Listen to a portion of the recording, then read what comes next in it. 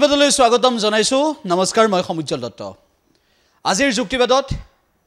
পৰশুৰাম গিৰি মহাৰাজক আমি আমন্ত্ৰণ জনাই আনিছো আৰু তেখেতৰ সৈতে আমি আজি কথা পাতিম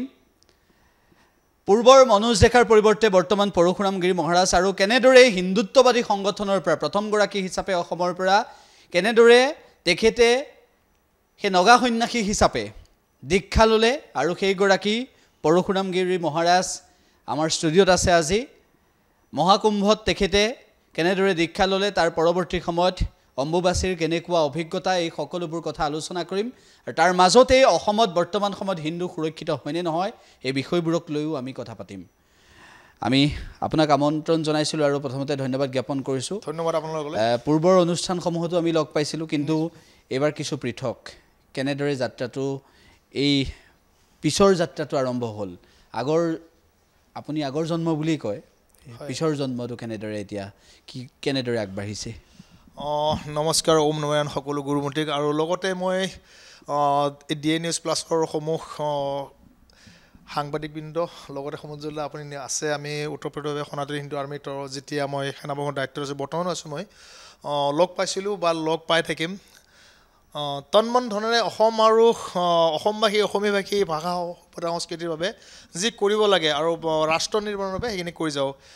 প্ৰথম এইটো মোৰ মানে দ্বিতীয় জন্ম কাৰণ মোৰ এয়া যোৱা কুম্ভমেলাত মোৰ পঞ্চসংস্কাৰ হৈ গ'ল যিটো পঞ্চসংস্কাৰ হোৱাৰ সময়ত আমাৰ নিজৰ মানে জীৱিত পিণ্ডদান দিব লাগে আমাৰ 17টা পিণ্ডদান হয় 16টা আমাৰ পিণ্ডদান হয় 8টা আমাৰ মাতৃৰ ফালৰ 8টা পিতৃৰ ফালৰ আৰু লাষ্ট শেষৰটো মানে নিজৰ মানে যিটো মানে জীৱিত কৰা যিটো মানে পিণ্ড এটা মানে হেৰি কৰিব লাগে গ্ৰহণ কৰিব লগা হয় এজন মানে জীৱিত ব্যক্তিয়ে মৃত পিণ্ড গ্ৰহণ কৰিব লগা হয় আৰু সেই পিণ্ড মানে গ্ৰহণ কৰি মই বিশ্বৰ কল্যাণৰ বাবে জগতৰ মংগলৰ বাবে মই সন্ন্যাস মই লৈছোঁ তন মন ধন তিনিওটাৰে লোভ কাম আৰু মোহ এই তিনিওটা মই পৰিত্যাগ কৰিছোঁ ক্ৰোধ মোৰ আছে ক্ৰোধটো আমাৰ গুৰুৰ অলংকাৰ যেনেকুৱা সাধু সন্যাসীসকলৰ ধুনীয়া অলংকাৰ ঠিক ক্ৰোধ আৰু এই ধুনীয়া আমাৰ অলংকাৰ নগা সন্যাসীসকলৰ সেইবাবে মোৰ ক্ৰোধটো আছে ক্ৰোধ কেতিয়া হয় যেতিয়া সমাজত মানে বিশৃংখল হয় অৰাজকতা হয় তেতিয়া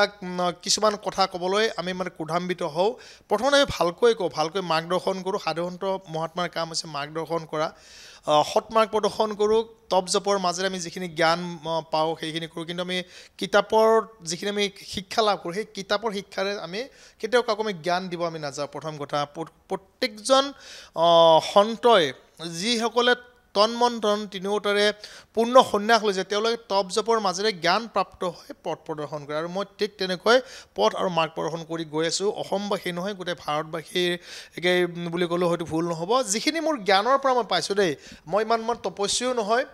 তথাপিও তপ জপ কৰোঁ প্ৰাতঃ মুহূৰ্ত মানে ব্ৰহ্ম মুহূৰ্তত উঠি স্নান ব্ৰহ্ম স্নান এইটো অমৃত স্নান কৰি পূজা পাতল কৰাৰ সময়ত যিটো জপ কৰাৰ সময়ত তপ কৰাৰ সময়ত ধ্যানৰ সময়ত যিখিনি পাওঁ সেইখিনি মাৰ্গ প্ৰদৰ্শন কৰি গৈ আছোঁ আমি এইখিনি কথাও পাতিম আৰু বহু কথা পাতিবলগীয়া আছে মহাকুম্ভৰ যি অভিজ্ঞতা সেইখিনিও আমি পূৰ্বতে কিছু কথা আলোচনা কৰিছিলোঁ এতিয়া আহিছোঁ মহা অম্বুবাচী হৈ গ'ল কামাখ্যালৈ নীলাচল পাহাৰৰ বুকুলৈ আগমন ঘটে দেশৰ বিভিন্ন প্ৰান্তৰ সাধু সন্যাসীৰ আপোনাকো অম্বুবাচীত আমি দেখিলোঁ সাধু সন্যাসীসকলৰ যিসকল দেশ বিদেশৰ পৰা আহিছে সকলো কেনেদৰে আছিল সেয়াও আমি দেখিলোঁ আপুনিও তাত সেইকেইটা দিনত আছিলে যিটো ধৰণৰ অভিজ্ঞতা পূৰ্বৰ অভিজ্ঞতা এইবাৰৰ অভিজ্ঞতা কিছু আপোনাৰ পৃথক এইবাৰ অভিজ্ঞতা কথা যদি কয় চাওক যদি মই ক'বলৈ যাওঁ অসমৰ মুখ্যমন্ত্ৰী ডক্টৰ হিমন্ত বিশ্ব শৰ্মা ডাঙৰীয়াই হয়তো লাজ পাব বা লাজ পাব নালাগে সঁচা কথা কোৱা আৰু এই আমাৰ যিটো কাম মইতো মিছা কথা মই ক'ব নোৱাৰোঁ মই কাৰোবাক মই ভালদৰে লগাবলৈ গৈ যদি মই মিছা কথা কওঁ তেতিয়া মই নিজে মোৰ যিটো মই সন্ন্যাস লৈছোঁ মই যিটো সৎ মাৰ্গ প্ৰদৰ্শন কৰা মোৰ যিটো ইচ্ছা আকাংক্ষা আৰু মানে জীৱৰ মংগলৰ বাবে কল্যাণৰ বাবে আৰু ৰাজ্যৰ মানে প্ৰগতি অগ্ৰগতিৰ বাবে তেতিয়া মোৰ কি হ'ব মোৰ এইটো ভুল হ'ব আমি যিটো কুম্ভ মেলাৰ সময়ত আমি লাখ লাখ ভক্তগণ তাত উপস্থিত হৈছিলে এই প্ৰয়াগৰাজত আপুনি নিশ্চয় জানে আপোনালোকৰ সংবাদ মাধ্যম যোগে সকলোৱে মানে দেখিছিলে বা বিভিন্ন সংবাদ মানুহে গোটেই বিশ্ববাসীৰ কিন্তু অসমৰ ক্ষেত্ৰত বহুত পৃথক অসমত কিমান আহিছিলে খুব বেছি হৈছে আপোনাৰ যদি সাধাৰণত আছে 10-15 হাজাৰতকৈ অধিক হয়তো নহ'ব বা বিভিন্ন ভেগত মানে ভগোৱা বস্ত্ৰ পিন্ধিলে গোটেইবিলাক সন্ন্যাসী নহয় কাৰণ সন্ন্যাস ল'বলৈ হ'লে বহু কঠিন এটা টপ জব হয় টপ জবৰ মাজেৰে এটা সাধনাৰ মাজেৰে সন্ন্যাস মানে লোৱা হয় আৰু পৰম পিতা পৰমেশ্বৰৰ সৌভাগ্য আৰু যি মোক পিতৃ মাতৃয়ে মোক এই পৃথিৱীত মোক মানে অহাত সহায় কৰিছিলে বা মাতৃ গৰ্ভৰ পৰা মোক ভৱিষ্যত সহায় কৰিছিলে মই তেওঁলোক শতকোটি নমন আৰু যাৰ ফলত আজি মই অসমৰ পৰা প্ৰথমজন হিন্দুত্ববাদী সংগঠনৰ বুলিয়েই নহয় চিৰচিনেহী মোৰ ভাষা জননী মোৰ আই অসমী মই অসমীয়াৰ সন্তান হিচাপে মা কামাখ্যা ভূমিৰ সেই কাষতে মই শান্তিপুৰত মোৰ মাতৃগৰ্ভৰ পৰা ভূমিষ্ঠ হৈছিলোঁ আৰু এই ভূমিষ্ঠ হৈ মই নগা সন্যাসী হিচাপে মই নিজকে মই আজি পৰিচিত হ'বলৈ মই সক্ষম হৈছোঁ দেশৰে বুলি নহয় বিশ্বৰ মানে বিভিন্ন সাধু সন্যাসীসকলে স্বামী পৰশুৰামগিৰি মহাৰাজ বুলি ক'লে অসমৰ মোক মানে জানে হয়তো কিছুমানে নাজানিব পাৰে আৰু বিভিন্ন লোকে জানে বিভিন্ন লোকে মানে গম পাইছে যে আগতে অসমৰ যি আমাৰ মানুহ অসমৰ মানে জনসাধাৰণৰ যিটো হেৰি আছিলে চিন্তা ধাৰণা সেই ধাৰণাৰ মই মানে প্ৰতি মই লক্ষ্য ৰাখি মই মানে সোঁতৰ মই বিপৰীতে মই গৈছোঁ মই কোনো পন্থত মই দীক্ষা মই নল'লোঁ মই কোনো পন্থধাৰী নহ'লোঁ মই চিৰসত্য সনাতনৰ যিটো সন্ধান সেই সন্ধানত গৈ মই উত্তৰাখণ্ডৰ হৰিদ্বাৰত মই যেতিয়া গৈছিলোঁ পঞ্চদশনাম জোনাঘাৰা তেৰমুৰি কৰ্পূৰচালা পৰিয়ালৰ মোৰ গুৰু মহাৰাজ মহন্ত ভৈৰৱ চেতনগিৰি এই ৰুদ্ৰাক্ষধাৰী গোটেই বিশ্বই তেওঁক জানে গোটেই বিশ্ববাসীয়ে তেওঁক মানে সমীহ কৰে সমাদৰ আৰু ভক্তি কৰে মই তেওঁৰ এজন মই শিষ্য হ'বলৈ পাই মই নিজকে মই গৌৰৱান্বিত আৰু সকলো অসমবাসীয়ে মানে গৌৰৱান্বিত হ'ব লাগে যে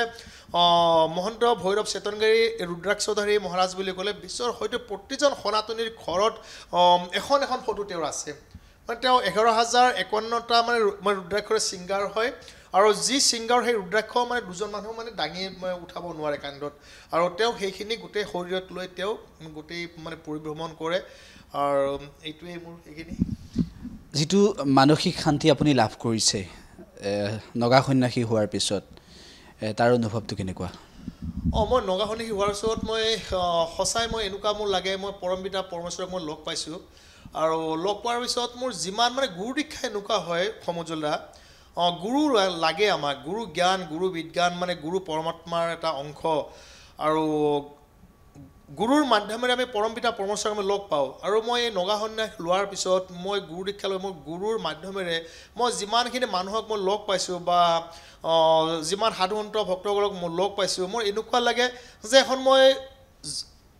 কি ঠাইৰ পৰা মই কি ঠাইত মই গুচি গ'লোঁ মই যেতিয়া মই সংগঠনত আছিলোঁ মই সংগঠনত থকা সময়তো মই তন মন ধন দিওঁতে মই সনাতনী বা জীৱৰ মংগলৰ ৰাষ্ট্ৰ কল্যাণৰ মই কাম কৰি গৈছিলোঁ আৰু এতিয়া মই কৰি গৈ আছোঁ নগা সন্যাস লোৱাৰ পিছতো কিন্তু মই পৰম শান্তি এনেকুৱা মোৰ মানে শান্তি হৈছে যে মই অমৃত পান কৰোঁ প্ৰতিটো মুহূৰ্তত যেতিয়া আমি মানে ভোগ আমি গ্ৰহণ কৰোঁ প্ৰসাদ বুলি কওঁ যে এইটো এটা মানে দেৱতাৰ যিটো আমাৰ হেৰি বুলি কয় ভোগ বুলি কয় নহয় আমি সেই দেৱতাৰ আমি মানে ভোগৰ দৰে আমি সেই ভোগবিলাক লওঁ আগতে বহুত ৰত্নাকৰ ওলাইছিল আপুনি নিশ্চয় গম পায় বিভিন্ন ধৰণৰ মানে মই মাছে মাংস এইবিলাক খাই ফুৰিছিলোঁ সেইবিলাক যেতিয়া মই বাদ পৰিত্যাগ কৰিলোঁ যেতিয়া মোৰ জ্ঞান প্ৰাপ্ত হ'ল তাৰপিছত মই যেতিয়া মই শাকাহাৰী হৈ গ'লোঁ আৰু মই যেতিয়া গুৰু লগ পালোঁ গুৰু দীক্ষাৰ মাধ্যমেৰে যে পৰম পিতা মই পৰমেশ্বৰক মই লগ পোৱা যেন মোৰ অনুভৱ হৈছে অতি সুন্দৰ এটা মুহূৰ্ত গুৰু দীক্ষা ল'ব লাগে সন্ন্যাস হ'ব নালাগে কোনো সকলোৱে সন্ন্যাসী হ'বলৈ মই কোৱা নাই কিন্তু প্ৰত্যেকজন ব্যক্তিয়ে গুৰু দীক্ষা ল'ব লাগে গুৰু দীক্ষা লোৱাৰ সময়ত গুৰু মোহী হ'ব নালাগে গুৰু লোভী হ'ব নালাগে গুৰু কামী হ'ব নালাগে যি গুৰু লোভী যি গুৰু মোহী যি গুৰু কামী তেওঁলোকৰ পৰা কেতিয়াও দীক্ষা ল'ব নালাগে বুলি মই আপোনালোকৰ এই মাধ্যম যোগে মই সমগ্ৰ অসমবাসীক মই এইখিনি কথা মই আজিও মই জনাইছোঁ আৰু মই পিছলৈকে মই জনাই যাম কাৰণ গুৰু যদি লোভী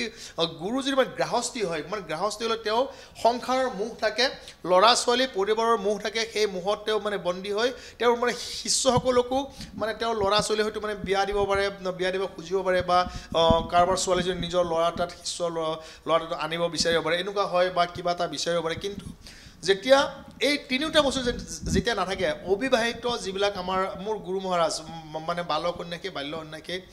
তেওঁৰ এই লোভ কাম আৰু মোহ যিহেতু তেওঁৰ এই তিনিটা বস্তু আজিলৈকে মোক কোৱা নাই যে দেৱা মোক এইখিনি বস্তু মোক লাগে গুৰু এনেকুৱা হ'ব লাগে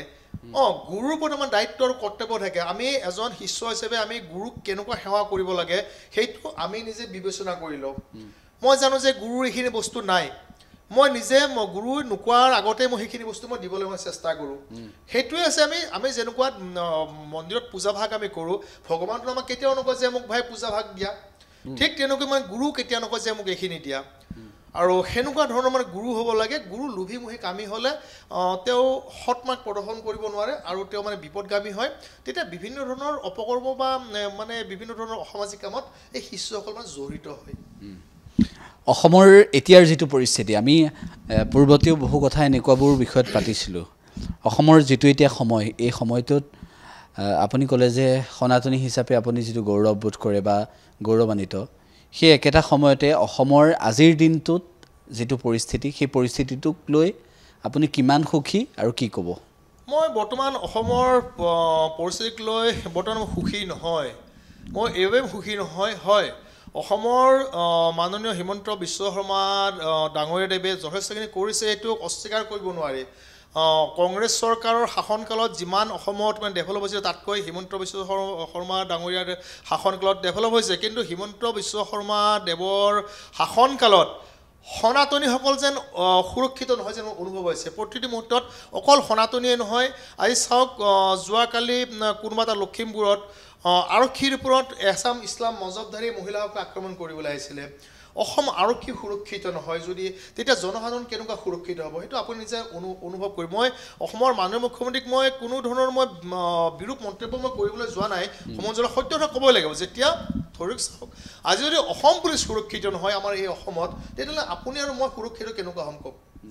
এজন যদি অচিৰ লগত যদি এজন যদি PSO দিব লগা হয় বা এজন যদি মানে ACP DCPৰ লগত যদি আপোনাৰ 20-25জনকৈ যদি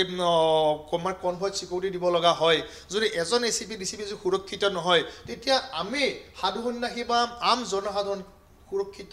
হয় বুলি আপুনি ভাবেনে আপুনি আপোনাৰ পৰা মই জানিব বিচাৰিম আপোনালোকৰ বিভিন্ন মাধ্যমত যদি এইবিলাক হৈ থাকে হিন্দুৰ নিৰাপত্তাৰ দিশটোক লৈ কি ক'ব চাওক হিন্দুৰ নিৰাপত্তাৰ দিশ বুলি যদি কওঁ সিদিনা সেই গোৱালপাৰাত এই পংকজ পাঠক আমাৰ অসমৰ এজন অসমবাসী অসমী ভাষী এজন সুঠাম অসমী যুৱকক তাত আমি দেখিবলৈ পাইছোঁ কিবা জেব্ৰা নাই ভেব্ৰা তাত আমি পাইছিলোঁ এইটো মানে অগপ দলৰ এজন সদস্য বুলি আমি গম পাইছিলোঁ ইলেকশ্যন খেলিছিলে কিবা জিব্ৰাণ নে কি কিবা এনেকুৱা এজনো আমি দেখিবলৈ পাইছিলোঁ সামাজিক মাধ্যম আৰু ইলেক্ট্ৰনিক মাধ্যম যদি সেইটো হয় সেই মানুহজন তাত জড়িত আছিলে আৰু লগতে এজন চক্ৰৱৰ্তী উপাধিৰ বঙাল মই বঙাল বুলিছোঁ বঙাল আৰু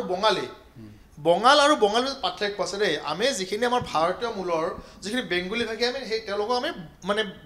বঙালী বুলি কওঁ আৰু তেওঁলোকৰ যিটো আচাৰ ব্যৱহাৰ আৰু যিটো ৰাষ্ট্ৰৰ প্ৰতি যিটো মানে এটা হেৰি থাকে দায়িত্ব আনুগত্য তেওঁলোকে ধুনীয়াকৈ মানি চলে আৰু যিখিনি বঙাল যি ৰিফিউজি যিখিনি মানে আপোনাৰ আপোনাৰ বাংলাদেশৰ পৰাই হওক বা বিভিন্ন ঠাইৰ পৰা অহা যিখিনি বঙাল এই বঙাল আৰু এই যিবিলাক আপোনাৰ এই ইছলাম মজহবধাৰী লোকসকলৰ যিটো মানসিকতা আৰু চৰিত্ৰ একেটাই যেন আমাৰ অনুভৱ হৈছে কাৰণ এজন অসমবাসী অসমী ভাষী এজন যুৱ ব্যৱসায়ী আয়ুৰ্বেদিক তেওঁ হেৰি কৰি আছে যদি তেওঁ কিবা ভুল কাম কৰিছিলে চৰকাৰ প্ৰশাসনে তাৰ ওপৰত ব্যৱস্থা ল'ব তেওঁ চৰকাৰ প্ৰশাসনক ক'ব যদি তেওঁ চৰকাৰ প্ৰশাসনকো নামানে তাৰমানে যদি তেওঁ চৰকাৰ প্ৰশাসনক নামানে তেতিয়া তেওঁ ভাৰতীয় সংবিধান নামানে সমজলা যদি ভাৰতীয় সংবিধান নামানে সেইকাৰণে আজি তেওঁক মানে আঁঠু কৰাই এজন অসমতে এজন আজি অসমবাসী অসমী ভাষী আজি যুৱক মানে লাঞ্ছিত বঞ্চিত হ'ব লগা হৈছে কিন্তু আজি পশ্চিমবংগত কোনো এজন মানে বেংগলী ভাষী কোনো অসমী ভাষীয়ে মানে হেৰি কৰিবলৈ যোৱা নাই কিন্তু আমাৰ এই অসমত আৰু যদি অগপ চৰকাৰৰ যিটো অগপ দলৰ এজন সদস্যও তাত মানে আছিলে আমি ফটো আমি পাইছোঁ সামাজিক মাধ্যম যোগে ইয়াৰ দুৰ্ভাগ্যজনক তেতিয়া আপুনি সুৰক্ষিত বুলি কেনেকৈ আৰু দুৰ্ভাগ্যজনক কথা কি সমুজ্জ্বলা এইটো মোৰ কথা নহয় এইটো আপোনাৰ পংকজ পাঠকে কৈছে যে তাত এজন মেজিষ্ট্ৰেট পৰ্যায়ৰ বিষয়া তাত আহিছিলে আৰক্ষী বিষয়া আহিছিলে আৰু পংকজ পাঠকে কৈছে মন্ত্ৰী জয়ন্ত মল্ল বৰুৱাৰ মানে তেওঁৰ নামটো উল্লেখ কৰিছিলে তেওঁক ফোন কৰি কৈছিলে তেওঁ স্পীক কৰাবলৈ কৈছে লগালগ পুলিচ প্ৰটেকশ্যন আহা বুলি কৈছে যে পুলিচ আৰু এজন মেজিষ্ট্ৰেটৰ আগত যদি এজন অসমবাসী অসমী ভাষী যুৱক যদি সুৰক্ষিত নহয় তেতিয়া মানে অসমৰ এই সনাতনীসকল এই হিমন্ত বিশ্ব শৰ্মা দেৱ ডাঙৰীয়াৰ শাসনৰ সুৰক্ষিত বুলি আপুনি কেনেকৈ ক'ব য'ত আজি পুলিচৰ আগত এজন মেজিষ্ট্ৰেটৰ আগত যদি এনেকুৱাকৈ যদি লাঠি গোৰ যদি মাৰিব পাৰে তেনেহ'লে আমাৰ দৰে এজন ব্যক্তিক আমিতো মৰা ব্যক্তি আমাৰ জীৱিত পিণ্ড দান আমাৰ দিয়া হৈ গৈছে আমাৰ শৰীৰত কিন্তু আমাৰ যিখিনি জনসাধাৰণ আছে আমাৰ যি ভক্তগণ আছে মানে তেওঁলোকৰ অৱস্থা কেনেকুৱা হ'ব এইটো ৰাইজে অনুভৱ কৰিব লাগে আৰু সকলো সনাতনী সনাতনী একত্ৰিত হ'ব লাগে কাৰণ আমি চৰকাৰ প্ৰশাসনক দোষ দি থাকিলে নহ'ব আমাৰো নিজৰ দায়িত্ব আছে আমি যেতিয়া প্ৰত্যেকজন অসমবাসী অসমীয়াভাষী আমি একত্ৰিত হ'ম সনাতনীসকল তেতিয়া এই বঙাল আৰু এই ইছলামী মজবধাৰী যিসকলে আমাৰ এই সনাতনীসকলৰ ওপৰত অত্যাচাৰ প্ৰেৰণ কৰিছে তেওঁলোকক আমি নিষেধ কৰিব আমি পাৰিম আৰু আমি চৰকাৰক আমি তেতিয়া সহায় কৰিব পাৰিম বা প্ৰশাসনক সহায় কৰিম কিন্তু আজিৰ দিনত মানে আমি এনেকুৱা দেখিবলৈ পাওঁ বিভিন্ন মাধ্যম যোগে মূল কথা নহয় আজি অসম আৰক্ষীও সুৰক্ষিত নহয় বিভিন্ন সময়ত তেওঁলোককো দৌৰাই ইছলাম মজবধাৰী গৌ মাংস ভক্ষণকাৰীসকলে আক্ৰমণ কৰা আমি দেখিবলৈ পাইছোঁ এই গৌ মাংসৰ প্ৰসংগটো আহোঁতে আৰু এটা কথা সুধিছোঁ অসমৰ বিভিন্ন প্ৰান্তত এতিয়া আৰক্ষী প্ৰশাসনৰ অভিযান চলিছে গৌ মাংসৰ বিৰুদ্ধে বহুত প্ৰান্তত অভিযান চলিছে আৰু গৌ মাংস য'ত ৰাখে বহু হোটেল আছে যিবোৰত অভিযান চলিছে আৰু সেইবোৰৰ পৰা আঁতৰাবলৈ ইতিমধ্যে প্ৰশাসনে আৰম্ভ কৰিছে ৰাজ্যৰ বিভিন্ন প্ৰান্তত এনেকুৱা বহু ধৰণৰ ঘটনা হৈ গৈছে এইকেইটা দিনত ধুবুৰী ঘটনা প্ৰেক্ষাপটো আহিছিল বা বিভিন্ন প্ৰেক্ষাপটত আমি দেখিবলৈ পালোঁ মুখ্যমন্ত্ৰীগৰাকীয়েও ক'লে যে কামাখ্যাৰ সন্মুখতো পেলাই দিব গৌ মাংস এনেকুৱা ধৰণৰ কথাও শুনিবলৈ পোৱা গ'ল এইবোৰক লৈ আপোনাৰ কি ক'বলগীয়া আছে সমজুল্লাহ মই এটা কথা মই আপোনালোকৰ এই সংবাদ মাধ্যমে মই কওঁ মই অসমৰ মুখ্যমন্ত্ৰী হিমন্ত দা বুলি কওঁ দেই আগতে মই যেতিয়া মই লগ পাইছিলোঁ তেওঁ ৰাজনীতি কৰা নাছিলে বা ৰাজনীতি কৰিছিলে তেতিয়া মানে হিতেশ্বৰ শইকীয়া আমাৰ প্ৰয়াত মুখ্যমন্ত্ৰী হিতেশ্বৰ শইকীয়াদেৱৰ যে সৰুমতে যে ঘৰ তাত গৈছিলে বা তাত আমি লগ পাইছিলোঁ বা জিন্তু দাৰ লগত যেতিয়া আমিও থাকোঁ মই নিজে মই জিন্তু দাৰ লগত আছিলোঁ বা সেইখিনি সময়ৰ কথা কৈছোঁ দেই আজি 1993 সেই 92 চনৰ কথা তেতিয়া আমাৰ লগত তেতিয়া আমি হিমন্ত দা বুলি কওঁ আজিও আপোনালোকৰ এই সংবাদ মই হিমন্ত দা বুলি কৈছোঁ হিমন্ত দাই যিখিনি কথা কৈছে সেইখিনি তেওঁ অকণমান গম পাইছে মই যোৱা কালি পৰহি মই হিমন্ত দাৰ কাৰণে মই এটা কথা কৈছিলোঁ যে হিমন্ত দা আপুনি যিজন গুৰু তাত গুৰু দীক্ষা লৈছে আপুনি এবাৰ যাওক আৰু সেই গুৰুজনৰ ওচৰত বহি আপুনি অকণমান একান্তমনে অলপ আলোচনা কৰক যে গুৰুজী গুৰুদেৱ নহয় গুৰুজী বুলি ক'ব লাগে যে গুৰুজী এনেকুৱা হৈ আছে মই কেনেকুৱা কি কৰা ভাল কি নকৰা ভাল কি কৰিলে ভাল হ'ব ৰাজ্যৰ ৰাষ্ট্ৰৰ আমি কেনেকুৱা কল্যাণ সাধন কৰিব পাৰিম তেতিয়া গুৰুজীয়ে এটা মাৰ্গদৰ্শন কৰিব মই কৈছোঁ না গুৰু দীক্ষা লোৱাৰ সময়ত লোভী কামি মুহি হ'ব নালাগে যদি তেওঁ যদি এজন সৎগুৰু যদি তেওঁ লৈছে যে সৎগুৰু আছে সেই গুৰু কাষত গ'লে তেওঁক ধুনীয়াকৈ গোটেইখিনি মাৰ্গ প্ৰদৰ্শন কৰিব মই নকওঁ যে তেওঁ মোৰ কাষত আহক মই ইমানখিনি মোৰ জ্ঞান হোৱা নাই মই তেওঁক মই জ্ঞান দিব পৰা মই জ্ঞান দিওঁ মানে কিছুমানক দিওঁ তেওঁক মই জ্ঞান দিব পৰা মোৰ ইমানখিনি হয়তো মোৰ হোৱা নাই কিন্তু তেওঁৰ যিজন গুৰু আছে তেওঁৰ গুৰু কাষত যাওক তেওঁ যি কথা কৈছে কামাখ্যাৰ ওচৰত যদি কথা কৈছে মই এটা কথা মই আপোনাৰ মাধ্যম যোগে হিমন্ত দা আমাৰ গুৱাহাটী নেহেৰু ষ্টেডিয়ামৰ কাষত বিবৰুৱা কলেজৰ কাষত এটা ৰাস্তা আছে তাত মোগল গাৰ্ডেন বুলি কয় তাত হয়তো এখন কবৰস্থানো আছে সমজলা হয়নে কথাটো সেই মোগল গাৰ্ডেনৰ কাষত তাত বিভিন্ন ধৰণৰ ইছলাম মজবধাৰী দোকান আছে তাতো এই মানে গৌ মাংসৰ বিক্ৰী কৰা বুলি শুনিছিলোঁ বিভিন্ন ধৰণৰ আমাৰ গৰু খোৱা আমাৰ কিছুমান হিন্দু আছে বহুত হিন্দু আজিকালি বহুত মানে মানুহে খোৱা সামাজিক মানুহ দেখিছোঁ গৰু খোৱা হিন্দু বহুতে কয় দেই সকলোৱে নহয় দেই এইটো বেয়া পাব নালাগে হিন্দু সনাতনী কেতিয়াও গৰু নাখায় ঠিক আছে আৰু গৰু খোৱাজন আছে ইছলাম মজবধাৰী বা খ্ৰীষ্টানসকল কিন্তু এই ঠাইত এতিয়ালৈকে হেৰি হোৱা নাই ৰেড মাৰা হোৱা নাই গুৱাহাটী আমাৰ যিটো আমাৰ হাট আমাৰ যিটো কলিজা আমাৰ বুলি কওঁ নহয় ৰাজধানীখন আমাৰ কলিজা নহয় জানো আমাৰ গুৱাহাটীৰ হাট নহয় জানো তাত ৰাজধানী মছজিদ এটা আছে ৰাজধানী মছজিদ এটা নাম দিব আৰু সেই নামটো আজিলৈকে চলি থাকিব সেই ব্ৰিটিছৰ দিনত দিছিলে কংগ্ৰেছৰ দিনত দিছিলে ঠিক আছে এতিয়া আমাৰতো সেই কংগ্ৰেছৰ হেৰি নাই আৰু ৰাজধানীৰ নামত কিবা এটা মছজিদ হয় নেকি ৰাজধানী মছজিদ হ'ব পাৰে নেকি ঠিক আছে তুমি দিছপুৰ কিবা মছজিদ এটা দিছা ৰাজধানী মছজিদ আজি যদি বেলেগ এখন ঠাইৰ পৰা বেলেগ দেশৰ পৰা যদি আহে কি শুনিব যে ৰাজধানী মছজিদ এইটো ৰাজধানীৰে এইটো মছজিদ তেনে আমাৰ ৰাজধানী আমাৰ যিটো দিছপুৰ ৰাজধানীৰ কাষত আমাৰ যিটো গণেশ মন্দিৰ আছে আমাৰ তাত মানে শ্ৰী গণেশ মন্দিৰ বুলি লিখা আছে নহয় এইটো দিছপুৰ ৰাজধানীক মানে গণেশ মন্দিৰ বুলি আছে নাই ন তেওঁলোকে ৰাজধানী মছজিদ দিব কাৰণে সাহস কৰিলে সেইখিনি কথা যদি হিমন্ত দাই যদি গম পোৱা নাই বা গম পায়ো যদি তেওঁ মানে নোপোৱাৰ ভাৱ যদি আছে তেতিয়া তেওঁ হিন্দুত্ববাদ কৰা বুলি সনাতনবাদ কৰা বুলি ক'ব নোৱাৰে তেওঁ ৰাজনীতি কৰি আছে মানে ৰাজধানী মছজিদৰ নামটো সলাব লাগে বুলি ৰাজধানী মছজিদৰ নাম সলাব কাৰণ কিয় মছজিদ কিন্তু ৰাজধানী হ'ব নোৱাৰে বা ৰাজধানী কিন্তু মছজিদ হ'ব নোৱাৰে নহয় আপুনি পাৰে নেকি মই উদাহৰণ দিছোঁ যে দিছপুৰ ৰাজধানীৰ কাষত আমাৰ এটা গণেশ মন্দিৰ আছে বহু পুৰণি শ বছৰ পুৰণি আজি মছজিদটো সেইদিনাখনে হৈছে সেই গণেশ মন্দিৰটো কি ৰাজধানী মানে গণেশ মন্দিৰ বুলি কোনোৱে কয় নকয় নহয় না কয় কওক আপোনালোকে সংবাদ মাধ্যমৰ পৰা আপুনি কেতিয়াও কোৱা শুনিছে নেকি কিন্তু কি ক'ব ৰাজধানী মছজিদ কেনেকুৱা হ'ব পাৰে কওক এইখিনি বস্তু তেওঁ অকণমান হেৰি কৰিবলৈ এইবাৰেই কৈছোঁ যে গুৰু জ্ঞান মই গুৰু ঘৰত মই যাব কৈছোঁ মোৰ কাষত আহিব কোৱা নাই মই কৈছোঁ হিমন্ত দা আপুনি গুৰু কাষত যাওক গুৰুৱে আপোনাক আৰু অলপ জ্ঞান প্ৰদান কৰিব আপুনি যিখিনি কৰ্ম কৰি আছে অতি সুন্দৰভাৱে কাম কৰি আছে আৰু এই এখন দুখন ঠাইত এই গৰু মাংস আজি মানে কাটি আছে আজি বন্ধ কৰিছে কালি পৰহি আৰু খুলিব এনেকুৱা নহয় যোনে যিখন হাতেৰে গো বধ কৰিছে সেই হাত দুখনো কোনো বধ কৰি পেলাব লাগে গৰু হত্যা কৰি আছে নহয় হাতেৰে এই হাত দুখনক বধ কৰিব লাগে যেতিয়া এই গো হত্যাকাৰীসকলৰ হাতবিলাকক বধ কৰিব অৰ্থাৎ মানে অকামিলা কৰি পেলাব তেতিয়াহ'লে এই গো হত্যাকাৰীসকলে গো বধ আৰু নকৰিব কিন্তু গৰু চুৰি ঘটনা হৈছে চাওক অত্যন্ত লজ্জাজনক আৰু দুৰ্ভাগ্যজনক কথা আমাৰ মই কৈছোঁ মই এজন অসমৰ মই নলবেৰা ল'ৰা দেই মোৰ নলবেৰা বুলি মই এনেকুৱা এইবাৰ কৈছোঁ মোৰ পিতৃ মোৰ নলবাৰী বাহজনী হাৱৰাৰ পৰা চান্দগুচিৰ মোৰ পিতৃগৃহ তাত মোৰ পিতৃ মানে মাতৃগৰ্ভৰ পৰা ভূমিষ্ঠ হৈছিলে স্বৰ্গীয় মানে যদুৰাম ডেকাৰ পুত্ৰ আছিলে এজন ফ্ৰীডম ফাইটাৰ আছিল মোৰ দেউতাও এজন ফ্ৰীডম ফাইটাৰ এজন সুসাহিত্যিক এজন কবি আছিলে এতিয়া কথাটো হৈছে গৰু চোৰ আৰু ছাগলী চোৰ এই শব্দ দুটা আমাৰ অসমবাসী অসমী ভাষীৰ বাবে অত্যন্ত মানে দুৰ্ভাগ্যজনক অত্যন্ত দুৰ্ভাগ্যজনক আৰু মানে লজ্জাজনক এতিয়া চাওক এতিয়া আমাৰ এই যিটো ষ্টুডিঅ'ৰ মালিক ধৰি লওক আপুনি হয়নে আপোনাৰ যদি কৰ্মচাৰীয়ে যদি কিবা বেয়া কাম কৰে তেতিয়া কি হ'ব যে এইকেইজন মানে গৰু চোৰ কৰিলে নামটো কাৰ আহিব যে সমুজ্জ্বল ডক্টৰ মালিকাধীন DNS প্লাছৰ কৰ্মচাৰী গৰু চোৰ কৰিছে ছাগলী চোৰ কৰিছে নামটো আপোনাৰ মানে বদনাম নহ'ব জানো ঠিক তেনেকৈ এতিয়া গৰু চোৰ বুলি আমি সংবাদ মাধ্যমৰ পৰা যে চোৰ কৰিছে নে কি কৰিছে মই নাজানো এইটো মোৰ কথা নহয় যে আপুনি যিটো গৰু চোৰ বুলি যেতিয়া কৈছে এতিয়া গৰু চোৰ বুলি যেতিয়া কৈছে এইটো অত্যন্ত লজ্জাজনক গৰু চোৰ আৰু ছাগলী চোৰ এই দুটা শব্দ তেওঁ নলবাৰীৰ যিকেইজন আছে কিন্তু ইয়াত এজন আৰু ব্যক্তিৰ নাম সাঙুৰ খাইছে আমাৰ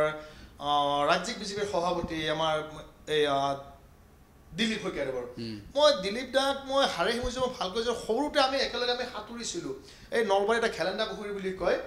আমি একেলগে মোতকৈ 2 বছৰ বা 3 বছৰ ডাঙৰ আছিলে কিন্তু তাৰ যিটো নামটো সাঙুৰ খাইছে মই দুখ পাইছোঁ কাৰণ দিলীপ দা এনেকুৱা এটা সংস্কাৰী পৰিয়ালৰ পৰা তেওঁ বিলং কৰে আৰু মানে হেৰি তেওঁ এজন ৰাষ্ট্ৰীয় স্বয়ংসেৱক সংঘৰ এজন ভাল সেৱকো হয় তেওঁ স্বয়ং সেৱক তেওঁ ৰাষ্ট্ৰৰ বাবে তেওঁ অৰ্পিত ঠিক সেই ব্যক্তিজনে কেতিয়াও গৰু চুৰ কৰিব নোৱাৰে কিন্তু এই যিবিলাক ধৰি লওক এই কংগ্ৰেছৰ পৰা বৰ্তমান এতিয়া বিজেপিমুখী হৈছে বা ৰাষ্ট্ৰীয় সংঘ স্বয়ংসেৱক সংঘমুখী হৈছে RSSমুখী হৈছে ঠিক তেনেকুৱা মানে ব্যক্তিসকলে হয়তো কৰিব পাৰে হয়তো বুলি কৈছিল হয়তো কৰিব পাৰে বা নকৰিব পাৰে যদি ৰঙিয়াৰ পৰা যদি গৰু যি চুৰি হৈছিল 90টা গৰু তেতিয়াতো তেওঁলোকে কৈছে যেতিয়া RTI মানে যেতিয়া ওলালে এই গৰু চুৰ বুলি কোৱাৰ লগে লগে এজন মই নলবাৰী আহিছে মই বহুত লাজ পাইছোঁ প্ৰথম কথা কাৰণ নলবাৰী হিচাপে মই এজন অসমবাসী হিচাপে এজন সনাতনী হিচাপে সনাতনী লোকে কেতিয়াও গৰু চুৰ আৰু ছাগলী চুৰ এই শব্দটো সহ্য কৰিব নোৱাৰে আৰু বিশেষ কৰি মই যে নগা হয় নেকি আৰু মই এইটো কথা মই চিন্তাৰ মই কৰিবই নোৱাৰোঁ যে এজন সনাতনী গৰু চুৰ কৰিব কিমান নিৰ্লজ্জ হ'ব লাগিব যদি কোনোবাই কৰিছে এটা মোৰ ভাষ্য নহয় এইটো সামাজিক বিভিন্ন ধৰণৰ ইলেক্ট্ৰনিক মাধ্যম বা সামাজিক মাধ্যম ছ'চিয়েল মিডিয়াত আমি শুনি আছোঁ যে গৰু চুৰি কয় মই চুৰ কৰা নাই সি কিনিছে যদি নাই কৰা ভাই তুমি চাফাই দিয়া মই এইখিনিতে এটা কথা কওঁ সমুজ্জ্বল দা মই ছ'চিয়েল মিডিয়াৰ যোগেদি মই পোষ্ট এটা মই দিছিলোঁ মই হিমন্ত দাৰ কাৰণে মই দিছিলোঁ যে হিমন্ত দা সাময়িকভাৱে যিটো গৰু চুৰ বুলি ওলাই আছে আপোনাৰ মন্ত্ৰীসভাৰ এই মন্ত্ৰীসকলৰ নাম তেওঁলোকক প্ৰথমতে মন্ত্ৰী পদৰ পৰা অপসাৰণ কৰিব দিছিলোঁ যেতিয়ালৈকে তেওঁলোকৰ মানে ক্লিন চিট নাপায় যদি তেওঁ গৰু চুৰ কৰা নাই তেওঁ ক্লিন চিট পাব তেওঁক পুনৰ মন্ত্ৰী পদ আনিব পাৰিব আৰু যেতিয়ালৈকে তেওঁ গৰু চুৰ বুলি গোটেই বিভিন্ন মাধ্যম যোগে তেওঁক সাময়িকভাৱে অপসাৰণ কৰিব পাৰে কাৰণ তেওঁ মন্ত্ৰিত্ব কৰিলে কাৰণ ঘৰৰ মুৰব্বী হিমন্ত দা এই ৰাজ্যখনৰ যদি কওঁ আমি অসমবাসীৰ আমি প্ৰথমজন ব্যক্তি আমি ৰাজ্যপাল পাওঁ আমি হিমন্ত দাক বুলি কওঁ আমাৰ দ্বিতীয়জন হয়নে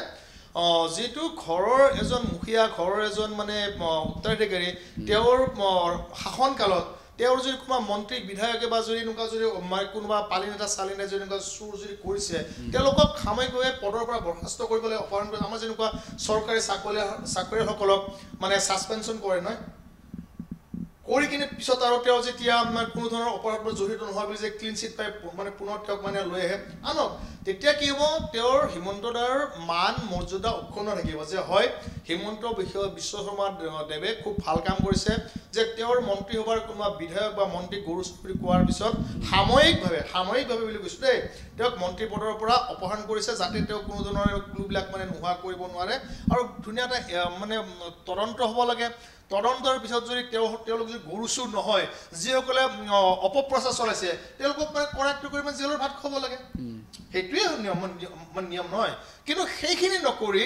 চালে বেৰাই যেতিয়া মানে কোবাই থাকিব তেওঁলোকক যেতিয়া বচাব চেষ্টা কৰিব তেতিয়া ক'ৰবাত নহয় ক'ৰবাত কিন্তু এটা থকা যেন অনুভৱ হয় কাৰণ সেইটো হ'ব নালাগে মই আপোনাৰ এই সংবাদ মাধ্যমে মই হিমন্তক পুনৰ কৈছোঁ হিমন্তদা আপুনি সাময়িকভাৱে তেওঁলোকক মন্ত্ৰীসভাৰ পৰা যদি পাৰে অপসাৰণ কৰক আৰু এটা তদন্ত কৰক যদি তদন্তত যদি তেওঁলোকে যদি গৰু চুৰ যদি মানে সাবিত নহয় গৰু চুৰ যদি বুলি প্ৰমাণিত নহয় যিসকলে অপপ্ৰচাৰ কৰিছে তেওঁলোকক কৰায়ত্ব কৰি ৰঙাঘৰৰ মানে ভাত খুৱাব লাগে বুলি মই ভাবোঁ দে হেমন্ত দা ঠিক আছে আধ্যাত্মিকতাৰ যিখন পৃথিৱী তাত আপুনি এতিয়া বিচৰণ কৰি আছে শান্তিৰ পৰিৱেশ এটা পাইছে পূৰ্বৰ জনম আপুনি ত্যাগ কৰিছে বুলি কৈছে গতিকে সেই পূৰ্বৰ জনম ত্যাগ কৰা আৰু এতিয়াৰ জনমটো আপুনি বিচাৰি পোৱা এই বিশ্বাসটো আপোনাৰ মনলৈ কেনেকৈ আহিল এই মোৰ বিশ্বাসটো এনেকুৱা মোৰ এটা মানে পোহনি এটা মোৰ কুকুৰ এটা আছিলে মই কুকুৰ বুলি ক'ব মই বেয়া পাওঁ যদিও মানে মানুহে মানে মই যিটো কুকুৰতে ক'ব লাগিব যিটো চিৰ সত্য নহয় মই কালভৈৰৱৰ মই এজন মানে উপাসক হয় মহাকাল যাক আমি মানে কালভৈৰৱ বুলি কওঁ মানে সেই কাশীৰ কটোৱাল বুলি কয় মই এতিয়া কাশীৰ কটোৱাল মোৰ আশ্ৰমত যিখন আশ্ৰম মই বনাই আছোঁ তাত মানে দত্তাত্ৰেয় ভগৱান আৰু কালভৈৰৱ মূৰ্তি অতি সোনকালে আহিব আৰু তাত প্ৰাণ প্ৰতিষ্ঠা হ'ব আৰু সমগ্ৰ অসমবাসী বা ভাৰতবাসীৰ বাবে মই আশ্ৰমখন ধুনীয়াকৈ তেওঁলোকে গৈ পূজা পাতল কৰিব পাৰিব যজ্ঞ কুণ্ড আছে অখণ্ড যজ্ঞ কুণ্ড সেইটো মানে প্ৰতিটো মুহূৰ্তত তাত মানে প্ৰজ্বলিত হৈ থাকিব সকলো সনাতনী তাত গৈ ধুনীয়া কৰি তাত পূজা পাতল বা যজ্ঞ কৰিব পাৰিব মই এটা ব্যৱস্থা মই কৰি আছোঁ আৰু সন্ন্যাসী এজনৰ অলংকাৰ ধুনী আমাক ধুনী লাগেই আমাক টপ জপ কৰিব হ'লে আমাক সেই ধুনীটো লাগে আমাৰ ধুনী আমাৰ অলংকাৰ আমাৰ সেই গৰম নহ'লে উত্তাপ নহ'লে আমাৰ শৰীৰটো আমাৰ হেৰি হৈ থাকে কাৰণ এইবিলাক আমাৰ অগ্নি বস্ত্ৰ নহয় জানো এই ভগোৱা বস্তুবিলাক আমাক এই ধুনীটো লাগে আৰু এই যিটো মই পাইছোঁ খুব এটা বেলেগ ধৰণৰ পৰিৱেশ মই যেতিয়া ৰাতি মই 3টা বজাত যেতিয়া মই মানে বিচনাৰ পৰা যেতিয়া মই উঠোঁ উঠাৰ সময়ত যিটো আমাৰ মন্ত্ৰ থাকে আমাৰ যেতিয়া সেই মন্ত্ৰ পাঠ কৰোঁ সেইখিনি মই ক'ব নোৱাৰিম সেইখিনি আমাৰ কিছুমান নিয়মৰ হেৰি থাকে পৰম পিতা পৰমেশ্বৰ মানে সাক্ষাৎ কি চকামকা কিবা এটা আপুনি শৰীৰ নহয় কিবা এটা আমাৰ কাষত দেখা দিয়ে যেতিয়া মই স্নান কৰি মই যেতিয়া মই পুনৰ মই এই পঞ্চভূতক আৰু মই প্ৰণাম কৰোঁ পঞ্চভূতক প্ৰণাম কৰি যেতিয়া মই আৰু সেই কালভৈৰৱ মন্দিৰটো এতিয়াও সম্পূৰ্ণ মোৰ হোৱা নাই মই যেতিয়া কালভৈৰৱ মন্দিৰৰ পিনে মই প্ৰণাম কৰি তেওঁক স্মৰণ কৰোঁ মানে সাক্ষাৎ তেওঁ আগত মই থিয় দিয়ে মানে এনেকুৱা এটা হেৰি লাগে যে হয় মই আগৰ সেই ৰত্নাকৰৰ সময়ত মই যিটো আছিলোঁ বা এতিয়া মই যিটো পাইছিলোঁ মই পৰম পিতা পৰমেশ্বৰক মই লাহে লাহে মই পাই আছোঁ আৰু মোৰ দৃঢ় বিশ্বাস মোৰ মোক্ষ প্ৰাপ্তিৰ যিটো মোৰ ইচ্ছা আৰু যিটো মোৰ লালসা যিটো মোৰ লোভ কি আছে মোৰ মোক্ষ প্ৰাপ্তি মই ঈশ্বৰ প্ৰাপ্তিৰ বাবে মই লোভ কৰিছোঁ মই ঈশ্বৰৰ চৰণত মই গৈ নিজৰ আত্মাক মই সমৰ্পণ কৰিব মই বিচাৰি আছোঁ আৰু সেইটোৱে মোৰ লোভ আৰু সেইটোৱে মোৰ মোহ আৰু সেইখিনিক মই পাইছোঁ খুব ভাল লাগে গম পাইছোঁ এতিয়া লাহে লাহে আৰু বহু পৰিকল্পনা আছে আগন্তুক সময়ত সেই পৰিকল্পনাবোৰৰ কথা যদি অলপমান কয় মোৰ পৰিকল্পনা আছে আমাৰ অসমত আমাৰ বিশেষকৈ আমাৰ গুৰুকুল হিচাপে আমাৰ এখন ভাল গুৰুকুল এখন লাগে আৰু সেই গুৰুকুলত মানে বিভিন্ন ধৰণৰ আমাৰ যিবোৰ আধ্যাত্মিক দিশ বা বৰ্তমান সময়ৰ আমাৰ যিবিলাক দিশ আমাৰ তাক সেইবিলাকো আমি ল'ব লাগিব আমি ভাল দিনো পাইছোঁ আমি বেয়া দিনো পাইছোঁ আৰু তাতকৈ হয়তো মানে আমি আৰু বেয়া দিন পাম কিন্তু আমি যিবিলাক ভাল দিশ পাইছোঁ আমি যিবিলাক পিতৃ মাতৃ আইতা আজু ককাহঁতৰ মুখেৰে আমি সাধকতা শুনিছিলোঁ বা আমি যিটো ঈশ্বৰৰ আমি যিবিলাক কথা বাণী শুনিছিলোঁ সেইবিলাক বস্তু এখন মানে গুৰুকুল এই যিবিলাক ব্যৱসায়িক যিবিলাক মানে গুৰুকুল আছে তেওঁলোকৰ তাতেহে ব্যৱসায়হে কৰে আমি মোৰ হেৰি আছে মোৰ চিন্তা আৰু পৰিকল্পনা আছে এজন মোৰ খুব ভাল মোৰ শুভাকাংক্ষী আৰু হয়তো তেওঁ মোক মানে গুৰু হিচাপে যদি মানিছে নাজানো কিন্তু মই তেওঁক মোৰ নিজৰ শিষ্য মানিছোঁ মই তেওঁকো কৈছোঁ এজন মানে আৰক্ষী বিষয়া অসমৰ বুলি ক'লেও ভুল নহ'ব বা ভাৰতবৰ্ষৰ বুলি ক'লেও ভুল নহ'ব আছে কেইজনমান এনেকুৱা মই তেওঁলোকেও কৈছে যে এনেকুৱা এটা চিন্তা কৰিব লাগে মই এই চিন্তা কৰিছোঁ এখন আমাক গুৰুকুল লাগে আৰু সেই গুৰুকুলৰ মাধ্যমেৰে আমাৰ আধ্যাত্মিক ৰীতিবিলাক আৰু সনাতন সভ্যতা সংস্কৃতি জাতি মাতৃ ভিত্তি সভ্যতা সংস্কৃতি যদি আমি গঢ়িব লগা হয় আমি আধ্যাত্মিকতা আমাক লাগিবই আমাৰ পূৰ্ব জন্মৰ কথা আমি জানিব লাগিবই আৰু আমাৰ পূৰ্বপুৰুষসকলে কৰি অহা সকলো কাম যদি আমি ল'ৰা ছোৱালীক যদি ভালকৈ আমি নিশিকাওঁ তেতিয়াহ'লে আমাৰ যিমান ডেভেলপ নকৰক হিমন্ত বিশ্ব শৰ্মা ডাঙৰীয়াই যিমান ফ্লাইঅভাৰ নবনাওক কিয় যিমান অট্টালিকা নবনাওক কিয় মানুহবিলাকে গছ কাটি ৰাস্তা ঘাট খালী কৰি চৰাই চিৰিকটিৰ বাহা নোহোৱাকৈ যিমানেই ডেভেলপ নকৰক কিয় তেতিয়াহ'লে কোনো ধৰণৰ ডেভেলপ নহয় ডেভেলপ তেতিয়া হ'ব যেতিয়া আধ্যাত্মিকভাৱে তেওঁলোক সবল হ'ব যেতিয়া তেওঁলোকে মদ্যপান কৰা বাদ দিব ড্ৰাগছ খোৱা বাদ দিব ভাং খোৱা বাদ দিব সকলো ধৰণৰ যিবিলাক মানে নিচাযুক্ত বস্তু বাদ দি যেতিয়া তেওঁলোক এজন মানে প্ৰকৃত সনাতন হিচাপে নিজকে মানে গঢ়ি তুলিব তেতিয়া ৰাষ্ট্ৰৰ শক্তি নিৰ্মাণ হ'ব ৰাষ্ট্ৰৰ শক্তি আমাৰ যুৱ শক্তিসকল বৰ্তমান সময়ত যুৱ শক্তিসকল মানে বিপদগামী হৈ গৈছে এইবাবেই হৈছে যে আমাৰ গুৰুকুলৰ ব্যৱস্থা নাই আমাৰ আধ্যাত্মিকতা নাই আধ্যাত্মিক দিশটো আমাৰ আইতা আজু ককাহঁতে আমাক যেনেকৈ সেই জোনাকৰ দিনত সেই জোনাক কাটি সেই চোতালত ধাৰি পাতি শীতল ধাৰি পাতি পাৰি আমাক যেনেকৈ সাধু কথা কৈছিলে ৰজা মজাৰ কথা কৈছিলে ভগৱানৰ কথা কৈছিলে আমি যিবিলাক শিকিছিলোঁ আৰু যাৰ ফলত আজি এই মাক গ্ৰহণ কৰিছিলোঁ আৰু মই নগা সন্যাসী হ'বলৈ এইবাবেই পাইছোঁ যে সন্যাসীসকল কি আজি চাওক যেতিয়া ভাৰতীয় সেনাবাহিনী নাছিলে বৰ্ডাৰ ছিকিউৰিটি ফ'ৰ্চ নাছিলে অসম আৰক্ষী বা এইবিলাক কেন্দ্ৰীয় আৰক্ষী ফ'ৰ্চবিলাক পিছত তেতিয়া আদিগুৰু শংকৰাচাৰ্যই চিৰসত্য সনাতনৰ ৰক্ষাৰ বাবে নগা সন্যাসীৰ এটা হেৰি কৰিছিলে আৰু সেই নগা সন্যাসীয়ে মোগলক কাটি মেলি তহচ নিশ্চয় আপুনি জানে আৰু সেই নগা সন্যাসীৰ আজি সেই মই পঞ্চদশনাম জোনাকৰা তেৰমুৰি কৰ্পচাৰ পৰিবাৰ যিমান জ্যোতি মঠৰ পৰা মোৰ দীক্ষা মোৰ যিটো হৈ গ'ল আৰু সেইবাবে মই ভাবিছোঁ যে এখন গুৰুকুল লাগে যদি আমাক যদি সহায় কৰে আমাক সহায় কৰিব নালাগে হিমন্ত বিশ্ব শৰ্মা ডাঙৰীয়াই নিজেই কৰক তেওঁ এই কোনোবা ইংৰাজী মাধ্যম কৰিছে কৰক বা কোনোবা তেওঁলোক অনুশীলন কৰিছে বা তেওঁৰ পৰিয়ালৰ কোনোবাই কৰিছে কৰক মই ক'ব লগা নাই কিন্তু তেওঁ যদি প্ৰকৃত সনাতনী হিচাপে যদি গঢ় দিব বিচাৰে বা সনাতনী হিচাপে যদি মানুহক গঢ়িব বিচাৰে গুৰুকুল প্ৰথম কথা গুৰুকুল লাগিব গুৰুকুল তাত আমাৰ গো মাতাও লাগিব আমাৰ গুৰু লাগিব হয়নে আমাৰ এই যিটো পঞ্চভূতৰ আমাৰ তত্ত্বখিনি আমাক লাগিব যেতিয়া পঞ্চভূতৰ তত্ত্বখিনি আমাৰ নতুন প্ৰজন্মই মই অসমৰ যদি মই কথা ক'ব যাওঁ অসমৰ যদি নতুন প্ৰজন্মই যদি এইখিনি কথা ভালকৈ অনুধাৱন কৰে তেতিয়া গো হত্যা বা এই যিবিলাক ধৰ্ষণকাৰী বা লুণ্ঠনকাৰী সকলক মুখিমূৰ কৰিবলৈ তেওঁলোকে বদ্ধপৰিকৰ হ'ব এইবাবেই এতিয়া তেওঁলোক বদ্ধপৰিকৰ হ'ব পৰা নাই তেওঁলোকে ভালকৈ বেয়াকৈ একো বুজি পোৱা নাই তেওঁলোকে মানে জলতো ৰাম হৰিতো ৰাম ভগৱতীতো ৰাম কৰি আছে ৰাম ক'ত উচ্চাৰণ কৰিব লাগে ৰামৰ স্থান ক'ত তেওঁলোকে বুজি পাব যেতিয়া গুৰুকুলত তেওঁলোকে দীক্ষা ল'ব শিক্ষা গ্ৰহণ কৰিব গতিকে এখন গুৰুকুল আপোনালোকে বিচাৰে গুৰুকুল বিচাৰে এখন নহয় আমাৰ প্ৰত্যেকখন মানে জিলাতে মানে এখন গুৰুকুল হ'ব লাগে আৰু সেই গুৰুকুলত আমাৰ অসমৰ নতুন যুৱ সনাতনীসকল যেতিয়া তাত গুৰুকুলত যে হেৰি কৰিব নহয় তেতিয়া এই মাদ্ৰাছাৰ পৰা এই লোকসকল আহিবলৈ হেৰি কৰিব যে হয় যে এইটোৱে চিৰসত্য সনাতন আমাৰ এই মাদ্ৰাছা আমাৰ এইবিলাক এই পন্থবিলাক পৰিত্যাগ কৰি চিৰসত্য সনাতনসকলে মগ্ন হ'ব নহ'লে মগ্ন কেতিয়াও নহয় সকলো পন্থৰে চাওক আজি এই মাজতে আপোনালোকৰ বিভিন্ন মানুহে দেখি যাওক কৃষ্ণগুৰু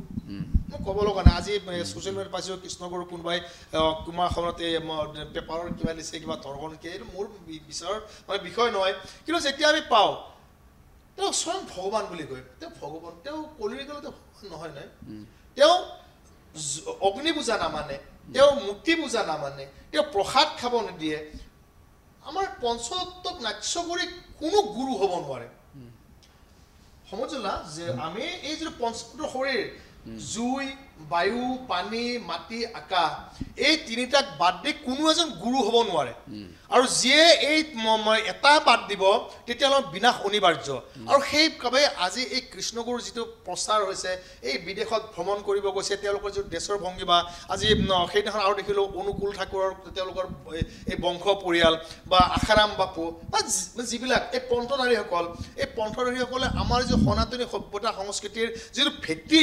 এই ভেটিক ধ্বংস কৰি লৈ গৈছে আৰু এই ভেটি ধ্বংস কৰা এই গুৰুসকলক চৰকাৰৰ তৰফৰ পৰা কোনো ধৰণৰ অনুদান বা এনেকুৱা দিব নালাগে যি চিৰসত্য সনাতনৰ কথা চিন্তা কৰে, যে জীৱৰ কথা চিন্তা কৰে, যি ৰাজ্য প্ৰগতি অগ্ৰগতি ভাষা সভ্যতা চিন্তা কৰে, যি চিৰসত্য সনাতনক বিশ্বাস কৰে, সূৰ্যক প্ৰণাম কৰে, ঠিক তেনেকুৱা লোকৰ ওপৰত অকণমান নজৰ দিব লাগে। আৰু নজৰ দিয়াৰ পিছত চাব এই পৃথিৱীখন ৰাম ৰাজ্যময় হ'ব, ক'তো হাহাকাৰ নহ'ব, কাটামাৰা নহ'ব, ইছলাম মজহবধাৰীসকলো সনাতনৰ প্ৰতি আকৃষ্ট হ'ব। নহ'লে এই পন্থধাৰীসকলে আজি চাওক শংকৰ সংঘৰ মই কথা ক'বলৈ মই যাওঁ, তেওঁলোকক মই কোনো উপলুঙা কৰা নাই। শংকৰ সংঘৰ বাকৰিত ইছমাইল হুছেইন নামৰ এজন মানুহক ৰঙা দলিছে পাৰি দিয়ে। আৰু সেই শংকৰ সংঘৰ ব্যক্তিসকলে কোনোবা গাহৰি পুহিলে বা মুৰ্গী পুহিলে তেওঁলোকক মানে ফটোৱা জাৰি কৰি তেওঁলোকক উলিয়াই দিয়ে, হয়নে? ঠিক তেনেকুৱা ব্যক্তিসকলে কি দীক্ষা দিব, কি শিক্ষা দিব, কি জ্ঞান দিব? তেওঁ গৰু ভক্ষণ কৰিছে, গৰু খাই আহিছে। গৰু আমি পূজা কৰোঁ নহয় জানো? গৰুৰ মাংসবিলাক পেটত ইমান মানে এক বোজা পেটত সোমাই লৈ আহিব, আহি কিনে তেওঁৰ সেই গৰু খোৱাজনক মানে হেৰি কৰে। আমাৰ আইতা আজু ককাহঁতে আমি দেখিছিলোঁ, আমাৰ পৰিয়ালবিলাক আমি দেখিছিলোঁ, যেতিয়া এই গৰুসকল আহে আমাৰ চোতালত গোবৰ পানী, তুলসী পানী, চাউল, তিল, গাখীৰ দি শুদ্ধিকৰণ কৰে। তাৰপিছতহে আমি সেই ঠাইত আমি থিয় দিব পাৰোঁ। কিন্তু এই শংকৰ সংঘ, এতিয়া মই কৈছোঁ এই যিবিলাক এই পন্থধাৰী, তেওঁলোকে ভাল কি বেয়া কি, গুৰু জ্ঞান গুৰু বিজ্ঞান নহয়, মানে গুৰু পৰমাত্মা নহয়। সেই গুৰু যদি জ্ঞানী নহয়, গুৰু যদি মানে অজ্ঞানী হয়, মানে গুৰু এনেকুৱা হ'লে তেওঁলোক শিষ্যসকল কেনেকুৱা হ'ব? সেই মহাপুৰুষ শ্ৰীমন্ত শংকৰদেৱক আপুনি অস্বীকাৰ কৰে নেকি? চাওক, মই মহাপুৰুষ শ্ৰীমন্ত শংকৰদেৱক মই অস্বীকাৰ যদিও মই কৰিবলৈ নাযাওঁ, মই এটা কথা মই ক'বলৈ যাওঁ, তেওঁ এজন ভাল দাৰ্শনিক আছিলে, ভাল ফিলচফাৰ দেই। তেওঁ বহুতে গুৰু মানিছে, কিন্তু তেওঁ মোৰ গুৰু নহয়। অসমীয়া জাতিৰ গুৰু হয়নে নহয়? অসমীয়া জাতিৰ গুৰু নহয়, এইটো ভুল হ'ব। অসমীয়া জাতিয়ে তেখেতক মানে অসমীয়া জাতিয়ে তেখেতৰ আদৰ্শত আগবাঢ়ি যাব বিচাৰে। শুনক, অসমীয়া জাতিৰ এইবাবে মই গুৰু নহয় বুলি কৈছোঁ। আপুনি গুৰু তেওঁক মানি ল'ব পাৰে, এই গছজোপাক মানি ল'ব পাৰে। মোৰ ভাল লাগিছে, মই চিৰসত্য সনাতনক মই মানি লৈছোঁ। মই শংকৰদেৱৰ সেই পন্থাত মই কিন্তু তেওঁক মই অস্বীকাৰ কৰা নাই। তেওঁৰ কৰ্মৰাজি, তেওঁ যে ভাল দাৰ্শনিক, ভাল তেওঁ মাৰ্গদৰ্শন কৰিছে, মই সেইটো কথা কেতিয়াও অস্বীকাৰ কৰা নাই। কিন্তু এটা কথা মোৰ কি, মই চিৰসত্য তেওঁ এশৰণ বৈষ্ণৱ ধৰ্ম যদি নকৰি তেওঁ যদি চিৰসত্য সনাতনৰ যদি বাণী লৈ মানে প্ৰচাৰ কৰিলেহেঁতেন, কিজানি আজি আমাৰ অসমত যি সনাতন ধৰ্মৰ লোকসকলৰ যিসকল এই মানে পন্থধাৰীৰ যি শংকৰদেৱৰ যিবিলাক শিষ্য আছে, বৰ্তমান শংকৰদেৱে গুৰু এক কৰে, ভকতে ভাগ কৰে বুলি কয় নহয়? এই ভকতসকলে যিবিলাক কৰে যে এই মূৰ্তি পূজা কৰা ঠাইত নাযাবি, মাহ প্ৰসাদ নাখাবি, সেই দুৰ্গা পূজাৰ মূৰ্তিটো মানে ভাঙি দিবি, এনেকুৱা যিসকল কৰি আছে, কোনে কৈছে? যদি শংকৰদেৱ মহাপুৰুষ শংকৰদেৱ দেৱে যদি চিৰসত্য সনাতনৰ বাণী লৈ এইখিনি কৰিব লাগে, এই পঞ্চভূতৰ আমাৰ যিখিনি তত্ত্ব আছে এইখিনিক আমি মানিব লাগে, এইখিনিৰ মাজেৰে আমি যাব লাগে। আমাৰ পন্থ কৰিছে, ঠিক আছে, পন্থ কৰক, মোৰ ক'ব লগা নাই। এতিয়া মানে আপোনাৰ এটা জীৱনশৈলী, মই ভাত খাই ভাল পাওঁ, বা মই ফ্ৰাইড ৰাইচ খাই ভাল পাওঁ, বা মই বইল খাই ভাল পাওঁ, হয়নে? ঠিক তেনেকুৱা তেওঁ এখন বৈষ্ণৱ ধৰ্ম প্ৰচাৰ কৰিছিলে, খুব ভাল কথা, মই বেয়া বুলি মই ক'ব যোৱা নাই। কিন্তু তেওঁ এশৰণ বৈষ্ণৱ ধৰ্ম প্ৰচাৰ কৰি থকা সময়ত যদি তেওঁৰ ভকতসকলক যদি মানে এইখিনি বুজালে হয় যে তুমি মূৰ্তি পূজা নকৰিবা, তুমি মাহ প্ৰসাদ নাখাবা, যদি এনেকুৱা যিবিলাক আজিৰ ভকতসকলে কয়, যদি তেওঁ যদি কৈছিলে, মই সেইখিনি কথাই কৈছিলোঁ, মই শংকৰদেৱৰ কথা ক'বলৈ যোৱা নাই। তেওঁ আমাতকৈ বহুত আগত জন্মিছে, তেওঁ কি কৈছে কি কৰে মূৰ্তি পূজাৰ বিৰোধিতা কৰাৰ অৰ্থটো কি? মূৰ্তি পূজাৰ বিৰোধিতা কৰাৰ অৰ্থটো চাওক, মই এইবাৰেই কৈছোঁ নহয়, এইটো এই পন্থধাৰীসকলে বুজি পাব। কিন্তু আমিতো মূৰ্তি পূজাও কৰোঁ, আমি হোম যজ্ঞ কৰোঁ। সেই কামাখ্যাত যেতিয়া সেই মেলা চলি আছিলে, তাত আমাৰ অখণ্ড যজ্ঞ চলিছে বিশ্বৰ শান্তিৰ কাৰণে, বিশ্বৰ মংগলৰ বাবে। আমিতো অগ্নি পূজা সেইটো আমাৰ হয়নে? আমি তাত সকলো দেৱ দেৱীৰ আমি স্মৰণ কৰিছোঁ। আৰু প্ৰতিটো সনাতনৰ পৰাই গোটেইখিনি আমাৰ সৃষ্টি হৈছে। তাত শংকৰদেৱে কিবাখন লিখিছে, মাধৱদেৱে লিখিছে, হৰিদেৱে লিখিছে, ভট্টদেৱে লিখিছে, হয়নে? সেই লিখা বস্তুখিনিকে আমাক আৰু আগুৱাই দিছে। তাৰ আগতে আমাৰ ৰামায়ণ মহাভাৰত আছিলে, বেদ উপনিষদ আছিলে, নহয় জানো? এই বস্তুখিনিক যদি আমি একত্ৰিত কৰি আমি যদি একতাৰ বান্ধত যদি থাকিল হয় নহয়, একতাৰ বান্ধৰটো বহুত ডাঙৰ শক্তি। আজি ইছলাম মজহবধাৰীসকলে ইছলাম আল্লাহু আকবৰ বুলি কৈ একত্ৰিত হৈ যায়, কিন্তু আমাৰবিলাকে কি হৈ জানেনে? শংকৰ গুৰু, মাধৱ গুৰু, কৃষ্ণ গুৰু, অনুকূল গুৰু, কিবা কিবি হৈ এনেকুৱা হৈ যায়। এনেকুৱা হৈ যোৱাৰ লগে লগে কি হয়, আমাৰ শক্তিটো ম্লান হৈ যায়। আমাৰ শক্তি তেতিয়া হ'ব চিৰসত্য সনাতন, জয় শ্ৰীৰাম, হৰ হৰ মহাদেৱ। ঠিক আছে, আমি বহুখিনি কথাই পাতিলোঁ পৰশুৰাম গিৰি মহাৰাজ তেখেতৰ সৈতে আৰু ইয়াৰ পূৰ্বে মনোজ ডেকা যেতিয়া হৈ আছিল তেতিয়াও আমাৰ অনুষ্ঠানত আহিছিলে আমি তেতিয়াও কথা পাতিছিলোঁ কিন্তু তেতিয়াৰ কথা আৰু এতিয়াৰ কথাৰ মাজৰ বহু পাৰ্থক্য আহি পৰিছে গতিকে আমি কিছুদিনৰ পিছত আকৌ লগ পাম আন কিছু বিষয়ৰ সৈতে আজি যুক্তিবাদৰ পৰা আমি বিদায় ল'ব লাগিব আমি পৰশুৰাম গিৰি মহাৰাজক ধন্যবাদ জ্ঞাপন কৰিছোঁ অনুষ্ঠানলৈ অহাৰ বাবে আৰু ইয়াৰ লগে লগে আজিৰ যুক্তিবাদৰ পৰা বিদায় লৈছোঁ ধন্যবাদ